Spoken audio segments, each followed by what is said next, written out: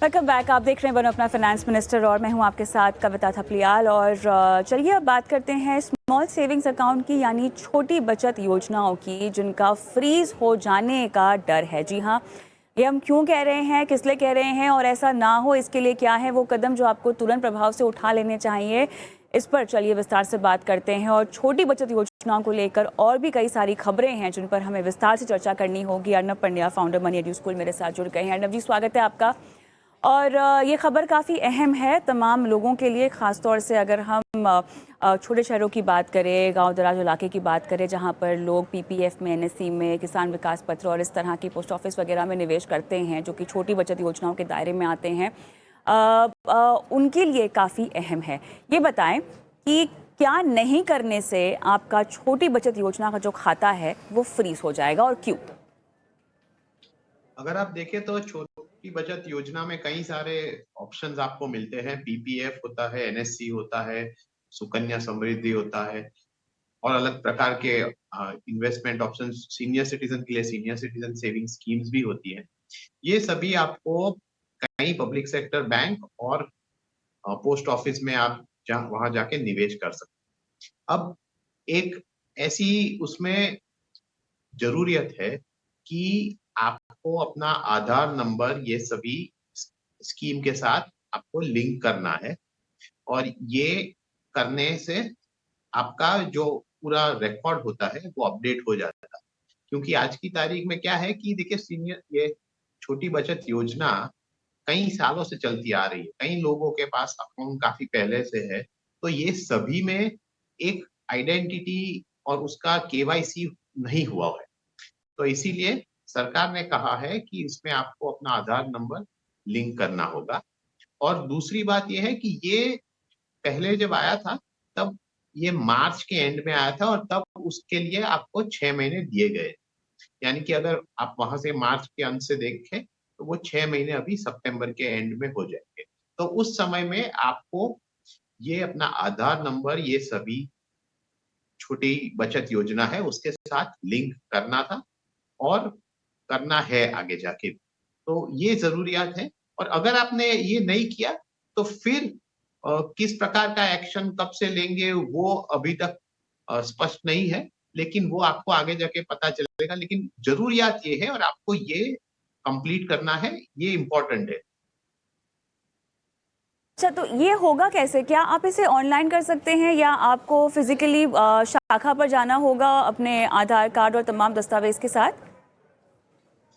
नहीं, मेरे हिसाब से अगर आप देखें तो ये ऑनलाइन फैसिलिटी आपको नहीं मिलेगी, क्योंकि मोस्ट बैंक्स और जो पोस्ट ऑफिसेज है वो यही आपको कहेंगे कि आप आके हमारे सामने एक एक्चुअल फिजिकल कॉपी जो सेल्फ अटेस्टेड होती है आधार कार्ड की, वो आप दे दीजिए और उसके बाद वो अपना अपने रिकॉर्ड में ये जो डिटेल है वो अपलोड करके उसे अपडेट कर देंगे।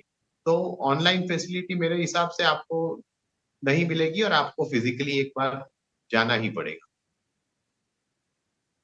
वैसे तो ये नियम लागू कर दिया गया है, और क्योंकि हम छोटी बचत योजनाओं की बात कर रहे हैं, हम सबको पता है कि इसको लेकर अब अगर आप ऐसा नहीं करते हैं तो क्या जुर्माना होगा, वो तो आगे की बात है। लेकिन इसके अलावा हमें ये समझना है कि क्योंकि आप नज़दीक जा रहे हैं दिन पर दिन 30 सितंबर के, समझना यहाँ पर ये है कि जहाँ जहाँ आपको ये जाना पड़ेगा, बैंक्स में जाना पड़ेगा, पोस्ट ऑफिस में जाना पड़ेगा, क्या वहाँ पर पर्याप्त सुविधाएं हैं कि इसको सुनिश्चित किया जाए और 30 सितंबर के आगे डेडलाइन ना बढ़ी जाए? देखिए, ये एक दूसरी बात है, क्योंकि उसमें क्या होता है कि कई शाखाओं पे या कई जगह पे आप जाते हो तो कई बार तो जो वहां पर ऑफिशियल्स होते हैं उनको भी ये एग्जैक्ट डिटेल पता नहीं होती।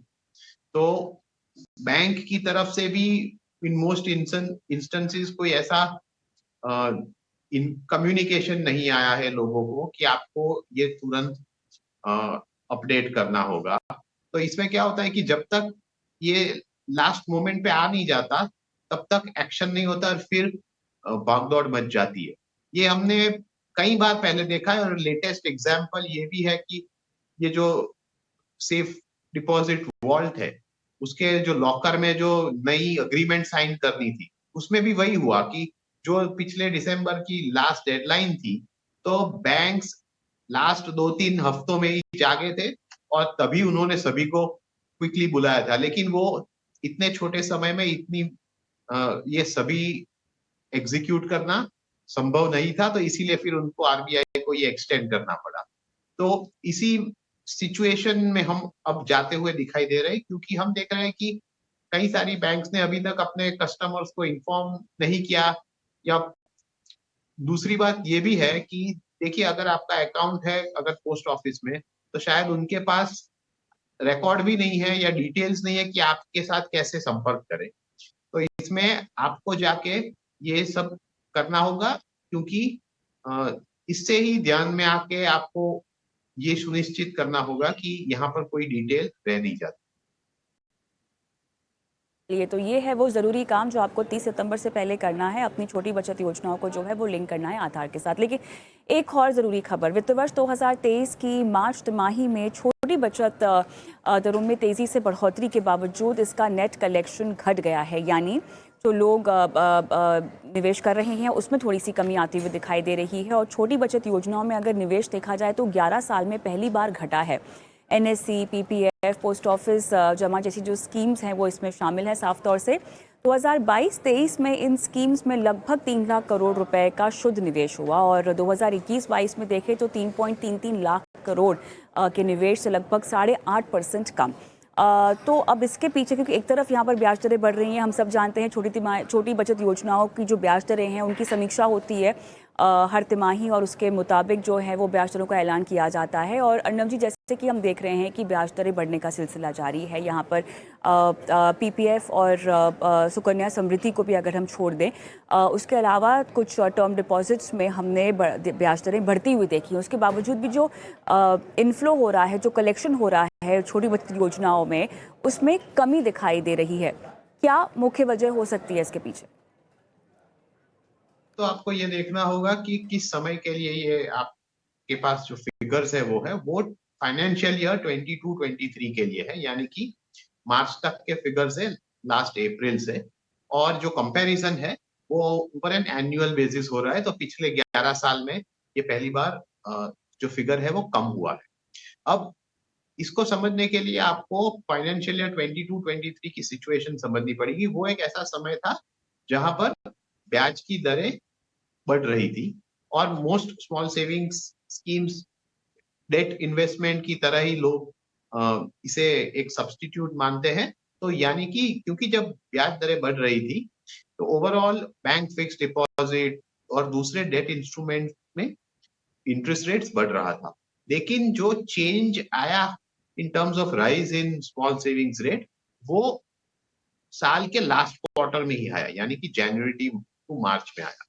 तो ये एक बात हो गई। तो as far as investors are concern, उन्होंने ये देखा कि दूसरे इंस्ट्रूमेंट्स में उनको ज्यादा रिटर्न मिल रहा है, क्योंकि वहां पर ब्याज दरें काफी बढ़ चुकी थी। तो ये एक ऑप्शन है जो उन्होंने चूज किया। दूसरी बात ये है कि आपके ध्यान में ये भी होगा कि मार्च के लास्ट वीक में जो डेट फंड्स का टैक्सेशन था उसमें बदलाव आया, यानी कि 1 अप्रैल से कोई लॉन्ग टर्म कैपिटल गेन्स नहीं होगा और सभी जो गेन्स होते हैं डेट फंड्स में वो शॉर्ट टर्म कैपिटल गेन्स की तरह माने जाएंगे। इससे क्या हुआ कि जो मार्च जो फाइनेंशियल ईयर के एंड होता है उसके लास्ट 7-8 दिन में एक बहुत बड़ी मात्रा जो डेट इन्वेस्टमेंट्स की तरफ लोगों के पोर्टफोलियो में जाती थी वो सभी डेट म्यूचुअल फंड्स की तरफ चली गई। तो लोगों ने नॉट ओनली अपने पास जो लिक्विड फंड्स थे वो वहां पर पार्क किए, लेकिन कई बार उन्होंने तो दूसरे इन्वेस्टमेंट्स को रिडीम करके भी यहाँ पर अमाउंट निवेश कर दी। तो ये एक दूसरी बात हो गई जिससे काफी फ्लो जो स्मॉल सेविंग स्कीम्स में जाने वाला था वो कहीं और डाइवर्ट हो गया। अब तीसरी बात ये आती है कि हमने देखा है कि पिछले पूरे साल में और आज की तारीख में भी ये सिलसिला जारी है कि लोगों को अपने सिस्टमैटिक इन्वेस्टमेंट प्लान के द्वारा म्यूचुअल फंड्स में निवेश कर रहे हैं और ये इक्विटी फंड्स में फ्लो जा रहा है। अब नॉर्मली इक्विटी और डेट दो अलग अलग एसेट क्लास होते हैं और वहां पर जो रकम है वो आप एक से दूसरे में वैसे शिफ्ट नहीं करना चाहिए और कंपेयर नहीं करना चाहिए, क्योंकि अलग एसेट क्लास है। लेकिन जब निवेशक के पास ऑप्शन आता है, और खास करके हमने देखा है कि पूरे देश में जब नए-नए जी, निवेशक जुड़ रहे हैं, जी, उन्होंने काफ़ी सारा अमाउंट इस प्रकार से जी, एसआईपी की तरफ डाइवर्ट किया, जिसके लिए जी। आपको ये ट्रेंड दिखाई देता है। चलिए, तो यहाँ पर अच्छी बात ये है कि म्यूचुअल फंड्स की ओर भी रुझान बढ़ रहा है, लेकिन कुछ आंकड़े यहाँ पर अगर छोटी बचत योजनाओं को लेकर पेश करें तो वित्त मंत्रालय ने जनवरी-मार्च तिमाही में इन योजनाओं की ब्याज दरें लगभग 1.10% तक बढ़ाई थी और इसके बावजूद हमने देखा कि निवेशकों की दिलचस्पी थोड़ा-सा समझाया जैसे अर्नब सर ने कि म्यूचुअल फंड की ओर बढ़ती हुई दिखाई दे रही है और इसीलिए यहाँ पर छोटी बचत योजनाओं के नेट कलेक्शन में बीते वित्त वर्ष सबसे ज़्यादा बढ़ोतरी बिहार, छत्तीसगढ़, असम, अरुणाचल प्रदेश में होती हुई हमने देखी है, अगर कुछ स्पेसिफिक राज्यों की हम बात करें।